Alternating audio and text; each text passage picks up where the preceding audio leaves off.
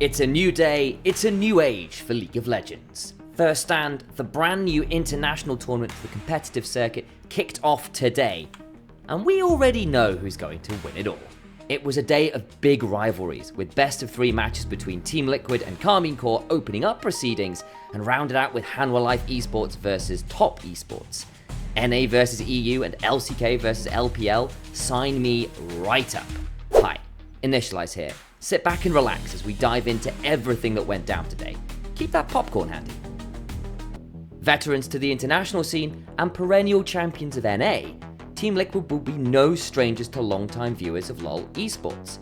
LEC's representative, on the other hand, it was not G2, it was not Fnatic, hell, it wasn't even Movistar Koi.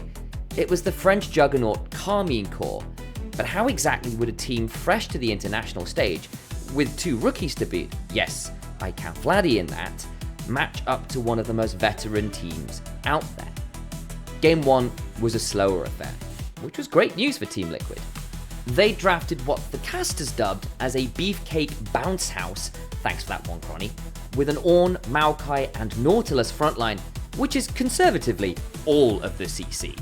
Add in a double ADC backline and you had a great scaling comp with oppressive zone control. KC drafted for more lane dominance and impetus, Vi, Aurora for big upfront threat, Jason, Ezreal for ranged artillery, and Arel to tie it all together. The problem was, a draft like that into Team Liquid's comp obligated a strong mid-game performance out of KC. The Vi needed to get picks, the Jace needed to get a lead in lane. Sure, you could always just pop an ADC, but it's so obnoxious to make that happen consistently through that frontline if it gets ahead. And yes, Canna did get a lead, but it wasn't really enough to move the needle. TL were consistently a step ahead in terms of set plays and map movements, goading multiple engages onto Umpty and punishing or catching lone members during objective setups. Look at the third Dragon fight as a great example of that. Caught out here, Umpty can now follow up. Should be pretty easy to take this Vi down. No one else is in the area. Flashes out, but still gets caught. Oh, that's a heartbreaker. TL now gonna grab the objective.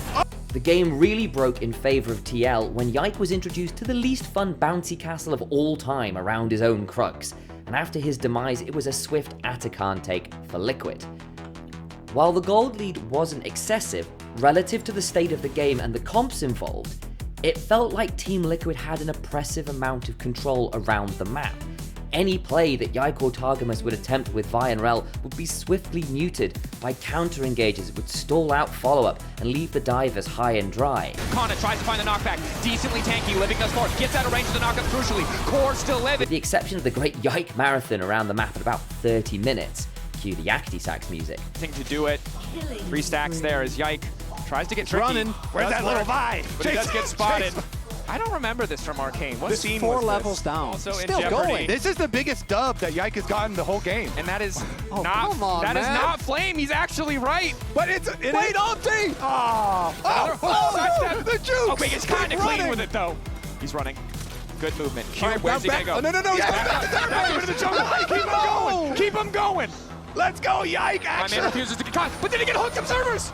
None of this. Take it back. He's still alive. He's holding over to Core. Can he escape? Get him, Yike! It's the little victories for KC. Targamas might die, but will Yike live? Targa knocked up, going to die. Yike, fine. There wasn't really much more to write home about here. 1-0 Team Liquid.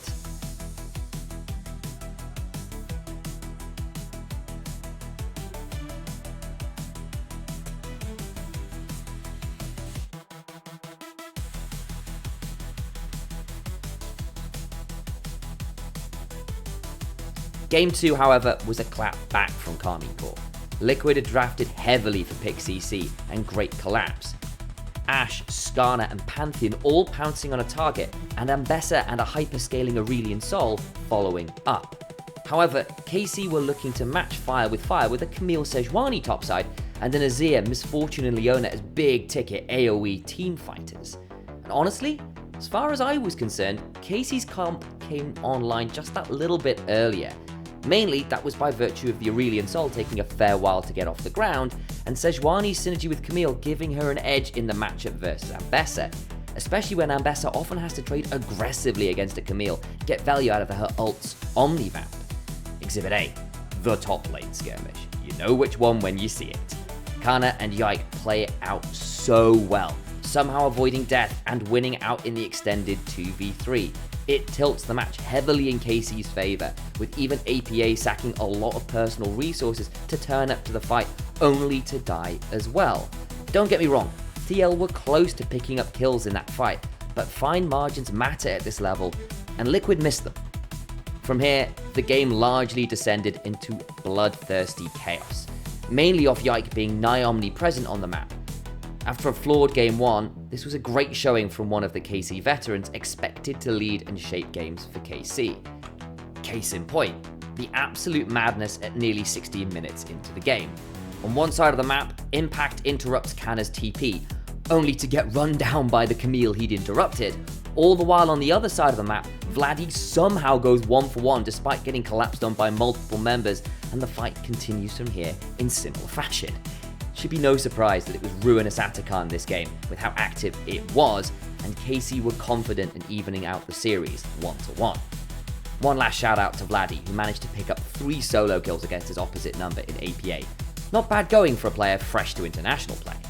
The 1-for-1 DPS. Yike isn't even needed, but he's happy to steal the kill, but now it's going to be Core who's in trouble. Pushed away, already forced to use the Aegis Assault. One more auto might lock him up. Sidestep comes in from Yon, but now he's being pushed back in the mid lane. Fights on multiple fronts. KC, complete dominance here as Umpty tries to get something back. Ulti there, they will kill Targamas, but they lose a lot on the bottom side. Yike not done, wanting to finish the kill, and Yon, the flash in! The other side, played in. Vladdy now chasing. Ulti there as well. Kliss coming in. Impact likely to fall. Might try to use Kliss as an escape route, but it's just not going to happen. TL punish. Find the overextend. No, the public execution going wide. That's disastrous for TL. Kana starting to back up. Yon starting to poke. Turn back in. Vladdy trying to make the play. Quick flashes out from the side of TL. Looking to punish Vladdy. Looking to get that shutdown. Vladdy going golden. That's the Zonya's gone. Impact locked up. The chain CC is there, but Kliss is untouched. Vladdy untouched. Trying to find the end to this game. KC fighting back in game 2. TL left looking shell shock as the boys in blue strike back and bring us to match point. And if they weren't that far behind, that might have been the Hail Mary play that extended the game, but they just didn't have the damage. With one game apiece, won in very different fashions, it came down to a Game 3 decider. Remember all those anti-lane swap changes Riot put in? Remember the meta before lane swaps? You know what that means, folks. Oh yes. Zeri Yuumi versus Lucian Nami. There was even a Lulu ban for good measure. It was KC on the Zeri Yuumi side of the equation, trying to bridge their hyper carry combo to late game with the skirmishing power of Gnar, Shinzao and Ahri. For TL, they opted in for globals into Leah and Nocta, with Cassante a comfort pick for Impact as frontline. Basically, huge level 6, huge one item mid-game spikes. And despite a rocky start, losing out in an early 2v2 skirmish, it was Yon's Lucian that became the star carry for the game.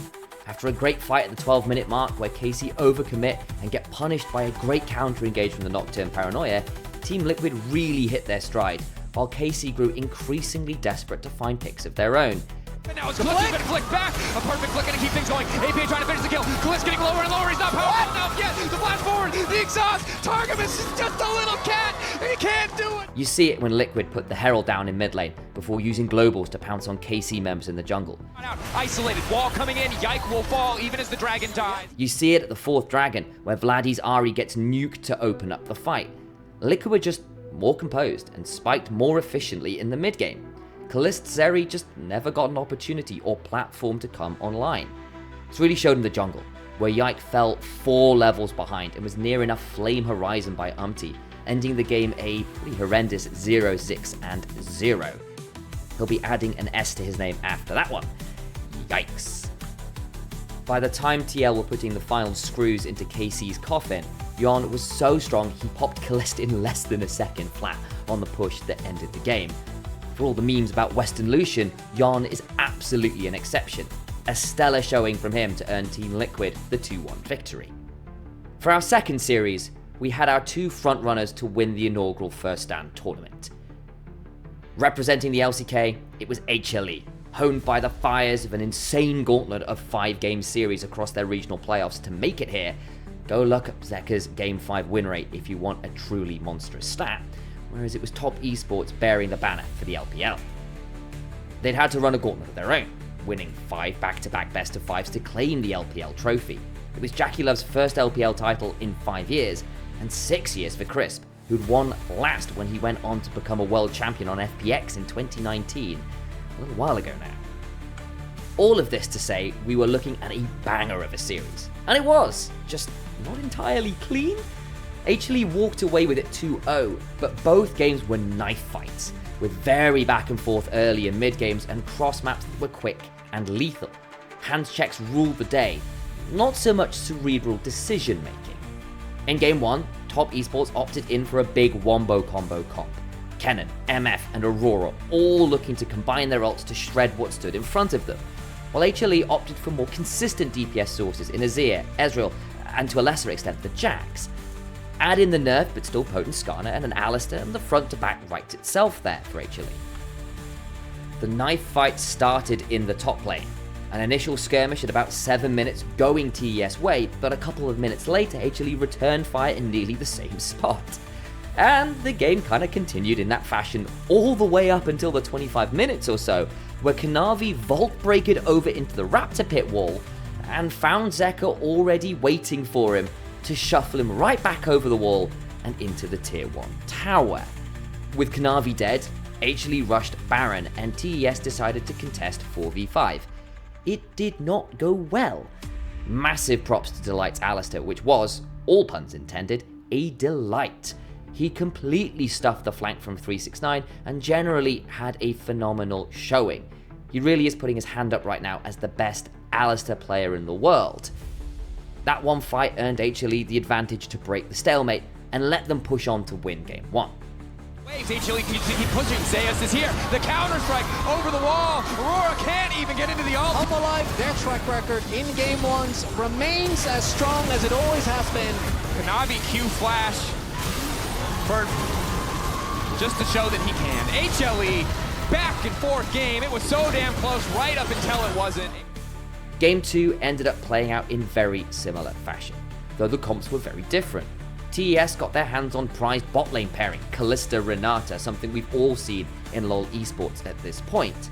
They also picked up an Orianna Nocturne combo and 369's legendary Gragas. Fantastic stuff on paper. Smashbot 2v2, and then bring in the cavalry with the Knockwave combo and leave Gragas to play weak side and teamfight Disruptor. For HLE, their comp was a lot less cohesive, even if the champions on an individual level were all top tier comfort for the players piloting them. Zeus on his Aatrox, Zeka on his Akali, even Peanut on the Nidalee, which he's rediscovered his form on in recent months. Turns out all those years post his debut in Season 6 when he was known for the champ, the guy still has it on Nidalee. Just took a little while to find it again. And they needed to, bluntly. The comp required them to individually pilot these champions to a high level against a much more straightforward draft to snowball with from TES. Unfortunately for Top, they didn't snowball. Invades to attempt the split map by HLE led to Kanavi trying to cheat his jungle pathing and go for an early bot lane gank, which horribly backfired when he was shoved under turret by Delight's Poppy. At the very least, Jackie and Chris managed to punish Viper shortly after when Delight looked to reset and continue to pressure Kanavi on the other side of the map. But what it isn't was clean, and what it isn't is a snowball. What it is, however, is mayhem. Check out the bizarre sequence of plays around the 15-minute mark. Reminder, Zeus is really good on Aatrox. There, the fear, waiting, the handshake comes out, now he's been taunted, he's starting to hit Zeus, Zeka in trouble, and the fight's gonna keep going. Jackie Love can just dance around Zeus, but can he find the Q3, the flash? Jackie Love cannot do it, he's soon. By the time the dust had settled in the mid-game, Zeka's Akali was terrifying, and Zeus was similarly a beast on the Aatrox. For Top Esports, yes, Jackie was fed, but the rest of the squad was struggling to give him a platform to really utilize it. The game remained close, right up until HLE find another game-breaking teamfight, just like game 1. With 24 or so minutes on the clock, HLE get a massive fight in the mid lane that catapults them onto the ascendancy, helping them close out the series 2-0. That's all for now, folks, but stay tuned for more first stand action. Who do you think's going to win a first stand? Make sure to let us know below, and we'll have that discussion next time. Make sure to do the usual and follow us on socials if you want to keep up to date with all the content. See you next time.